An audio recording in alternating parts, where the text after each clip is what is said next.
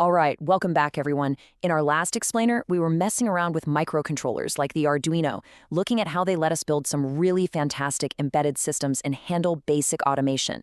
But today, we are taking a massive leap forward.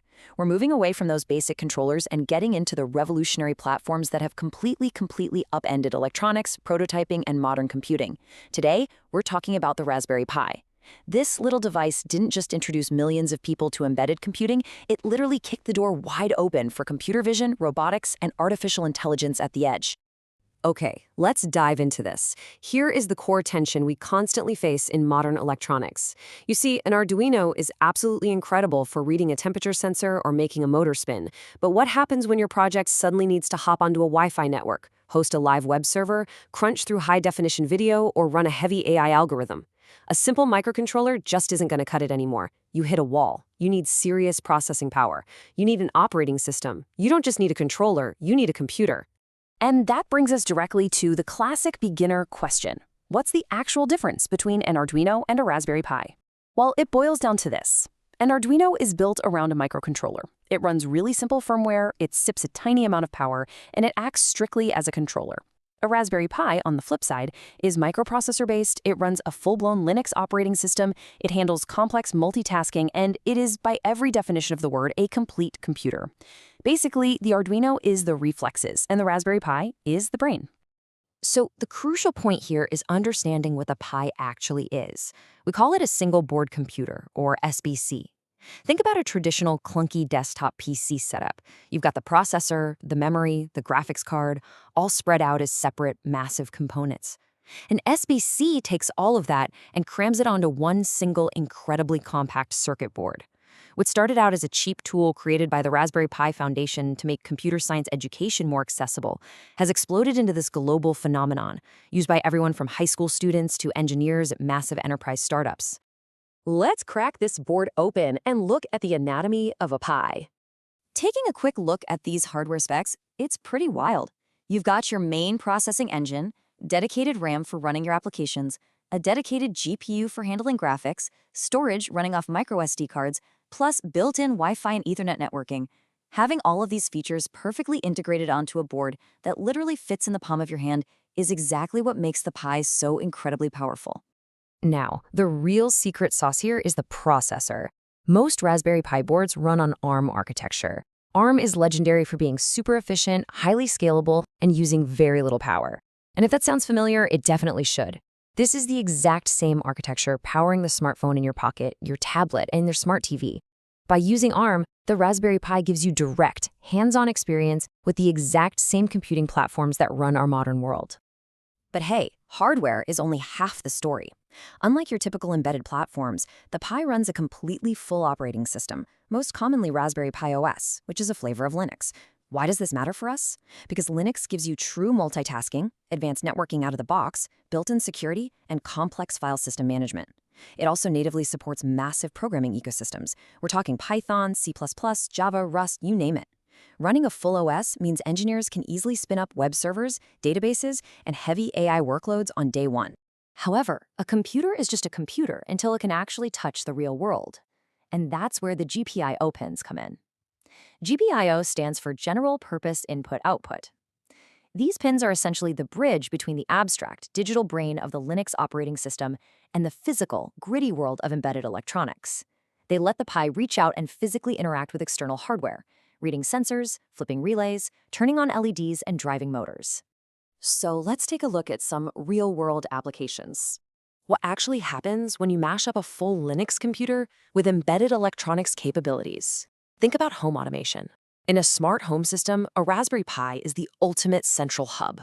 From this one single board, it can continuously pull in data from temperature and motion sensors, log all that info into a local database, physically lock your doors, host a slick web dashboard, and even fire off a push alert to your phone if something looks weird.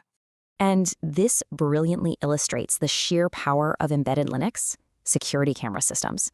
You can hook up standard cameras to a Pi, and instead of just recording a dumb video feed, the Pi actually has the computational muscle to do local motion detection, juggle massive video recording files, and even run facial recognition algorithms in real time. In the world of robotics, the Pi is an absolute game changer.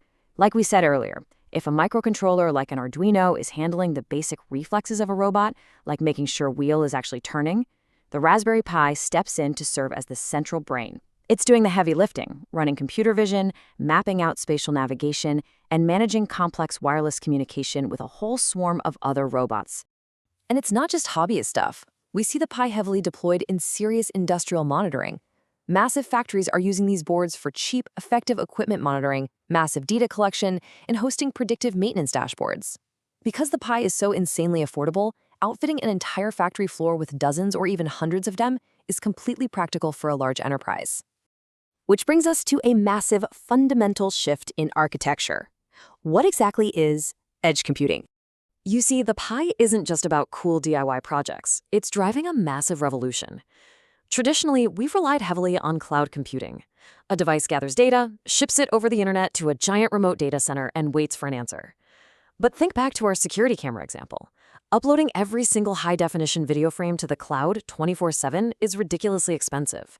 It eats up bandwidth and introduces serious latency and privacy concerns. Edge computing completely flips the script. Instead of sending the data far away, the computation is done locally, right at the source of the data, right at the edge of the network. And the absolute fastest-growing field here is Edge AI. By dropping a Raspberry Pi in as an edge device, we can run AI models directly on the hardware itself. We're talking real-time object detection, facial recognition, defect detection, and smart surveillance. Crunching all that data locally significantly improves speed, it guarantees data privacy because the raw data never even leaves the device, and it massively increases reliability since you don't have to worry about a spotty internet connection. Now, what's really interesting about this slide is how we can take this somewhat abstract edge AI concept and anchor it to a totally tangible factory floor example. Picture a smart factory. You've got a production line churning out parts. A camera is inspecting the products as they speed by. A locally installed Raspberry Pi runs a highly trained AI model to instantly flag tiny, microscopic manufacturing defects in milliseconds. No cloud connection required, zero latency.